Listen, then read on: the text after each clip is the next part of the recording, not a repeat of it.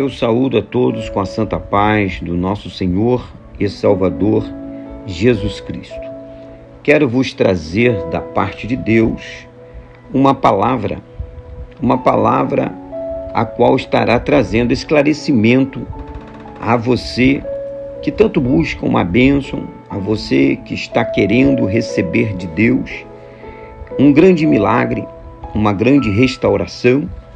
E nós sabemos que Deus nos deu duas ferramentas, duas armas poderosas para serem usadas depois que você crer na mensagem da cruz, na palavra do Senhor, que a palavra de Deus que está inserido na Bíblia Sagrada é a boca de Deus falando conosco. E agora qual será a nossa resposta, a minha, a sua resposta para Deus? Porque é necessário de ter a nossa resposta para Deus, para poder então Deus ver se há verdade em nós. E como Deus, Ele vê isto nas nossas ações. Por mais que Deus conhece cada um de nós, Ele quer que nós declaremos com uma atitude, com um feito para Ele.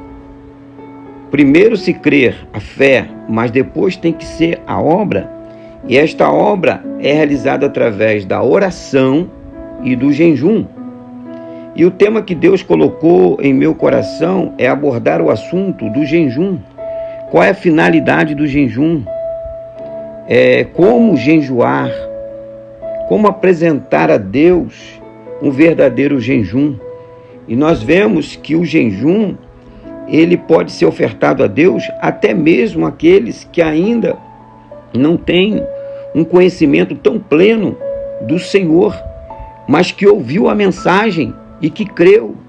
Nós temos exemplo quando a ira de Deus, ela é lançada sobre um povo de Nínive. Mas por quê? Porque a maldade subiu até a presença de Deus. E Deus, mesmo assim, a misericórdia foi na frente. Deus, Ele convocou Jonas para ir naquela cidade e chegar ali, pregar o evangelho, mostrar para eles o que estava errado.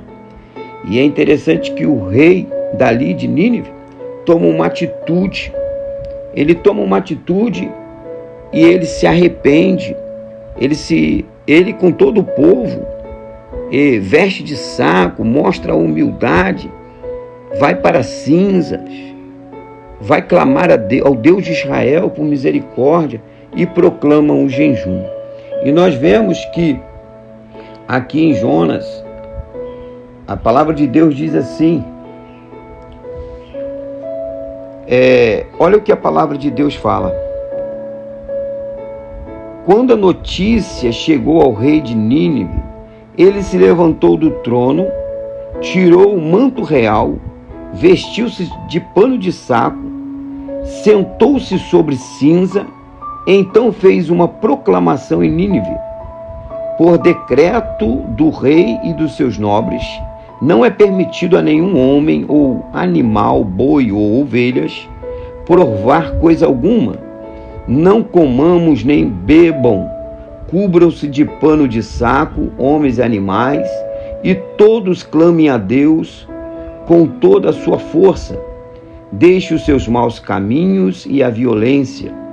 Talvez Deus se arrependa e abandone a sua ira e não sejamos destruídos.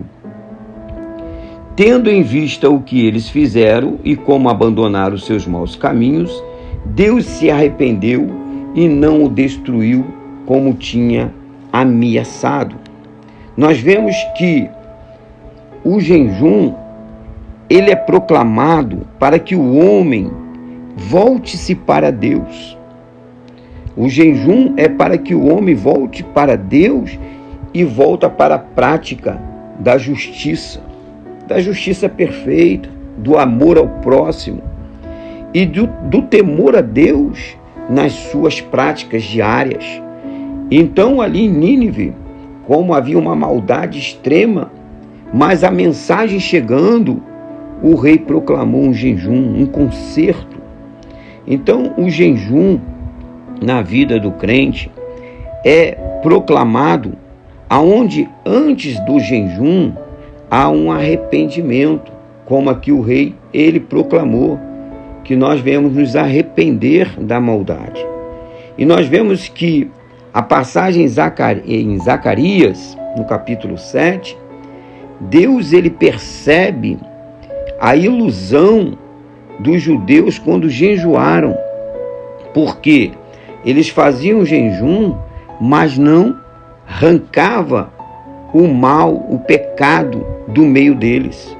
Então, muitas das vezes, a pessoa quer fazer um jejum, mas antes de fazer qualquer jejum, você deve dobrar o seu joelho, pedir perdão pelos seus pecados, arrepender-se daquilo que fez. Então, depois de confessar, depois de haver um conserto, aí proclama o jejum. O jejum só será aceito depois que houver um conserto na sua consciência, na sua mente, daquilo que você examinou na sua vida, que não está certo. Então você proclama um jejum. Você vê que em Zacarias, como eu irei ler aqui, a resposta de Deus, no capítulo 7, diz assim: veio a palavra do Senhor dos Exércitos, dizendo: fala a todo o povo da terra e ao sacerdote, dizendo: quando jejuastes e pranteaste no 5º e no 7º mês, durante esses 70 anos, jejuaste vós para mim mesmo? Para mim, ele faz a pergunta, ele fala 2 vezes, para mim mesmo? Torna a repetir, para mim, um ponto de interrogação. Deus sabe da intenção do coração do homem, e ele continua falando: e quando comeste e bebeste, não comestes e bebestes para vós mesmos? Então, muitas das vezes, o jejum, que tem como função de realizar após um concerto, o homem ignora o princípio do jejum. Ele ignora e faz o jejum com a vida toda tomada em práticas erradas que entristece o coração de Deus. E este jejum não será aceito, não será recebido. Então, quando você for fazer um jejum, primeiro, como diz a palavra de Deus em 1 Coríntios, examine-se a si mesmo, examine-se, e depois então vai fazer o jejum. Não importa o quanto erro que você praticou, como eu comentei sobre a passagem de Nínive, onde o profeta Jonas levou a mensagem, aquela cidade, ela estava numa maldade extrema. E por que Deus ouviu? E por que Deus aplacou a sua ira e poupou aquela geração? Porque eles voltaram-se para Deus com verdadeiro jejum. Também temos uma passagem em Isaías 58, que fala assim, a partir do versículo 3. Por que jejuamos nós, e tu não atendas para isto? Por que afligimos a nossa alma, e tu ou não sabes? Eis que no dia em que jejuamos, achais o vosso próprio contentamento e requereis todo o vosso trabalho. Eis que para contendas e debates jejuais, e para dardes punhadas impiamente, não jejuais como hoje, para fazer ouvir a vossa voz no alto. Seria este jejum que eu escolheria? Que o homem um dia aflige a sua alma, que incline a cabeça como o junco e estenda debaixo de si pano de saco grosseiro e cinza? Clamarias tu a isso jejum, o dia aprazível do Senhor? Chamarias isto jejum, um dia aprazível ao Senhor? O que o próprio Deus está dizendo aqui? A pessoa que está em contenda, que não liberou perdão, a pessoa que está julgando o outro, a pessoa que está com tanta coisa assim no coração, quando ele faz o jejum para si próprio. não é para Deus. Porque o jejum verdadeiro nos leva a ter as atitudes semelhantes a de Cristo. O verdadeiro jejum nos leva a ter o comportamento que agrada a Deus. O verdadeiro jejum é acompanhado antes de um esclarecimento e de uma visão ampla da nossa própria vida, a qual nós estaremos reparando o altar para depois ofertar o jejum, que o jejum é uma oferta dada a Deus, e Deus só recebe uma oferta com cheiro suave. Agora, o verdadeiro jejum, vou estar lendo agora. Olha o que Deus diz: porventura não é este o jejum que escolhi, que solte as ligaduras da impiedade, ou seja, deixa tudo aquilo que é de errado e você venha a ter consciência e em oração confessar a Deus. E ele fala que desfaça as ataduras do jugo e que deixe livre os quebrantados e o que despedaces todo o jugo. O jugo, irmão, aqui que se refere nesta passagem bíblica, é o jugo do pecado. O jugo do pecado, ele destrói o homem, abate o homem. Agora o de Jesus é leve. Então a necessidade que nós, quando viemos fazer o jejum, venhamos despedaçar todo esse jugo, que é o jugo do pecado. Que nós venhamos a ter consciência que o pecado, ele afasta o homem de Deus. E aí ele fala mais: porventura não é também que repartas o teu pão com o faminto e recolhas em casa os pobres desterrados? Olha só, porventura não é também que reparta o teu pão com o faminto? É você ter sensibilidade daqueles que estão necessitados, aqueles que precisam, dos pobres desterrados, aqueles que perderam suas posses por algum motivo, eles estão vivendo em completa necessidade. Às vezes são pessoas, irmãos, quando fala desterrado, as pessoas pensam assim: é porque a pessoa perdeu uma casa, ou porque a pessoa... São pessoas que perderam, irmãos, o brilho do Espírito Santo. São pessoas que estão afastadas do caminho do Senhor. São pessoas que outrora estavam no caminho certo. Ou são pessoas que não conhecem a palavra e estão distantes de Deus.